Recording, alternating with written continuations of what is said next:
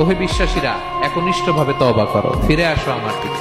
ফাফিররু ইলাল্লাহ 24/7। পৃথিবীর কোনো দরজা 24 ঘন্টা খোলা থাকে না।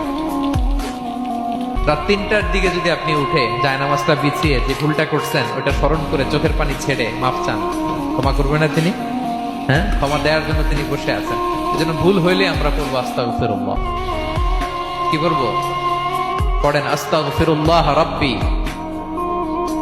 মিন কুল্লি যামবি ওয়া আতুবু ইলাইহি।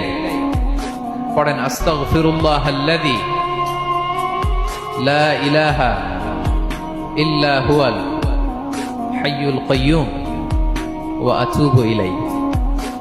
এটা পড়ে আল্লাহর কাছে ফিরে আসবেন, অনুতপ্ত হবেন, আল্লাহ ভুল করে ফেলেছে, আল্লাহ তুমি ক্ষমা করো, আল্লাহ তুমি ক্ষমা করো, আল্লাহ আমরা ভুল করে ফেলেছি। ভুল সবাই করে, কে না করে?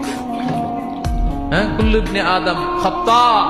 বিষ্ণু বলেন তোমরা সবাই ভুলকারী, কিন্তু ওয়া খায়রুল খাত্তাইনা আত-তাওয়াবুন। এই ভুলকারীদের মধ্যে শ্রেষ্ঠ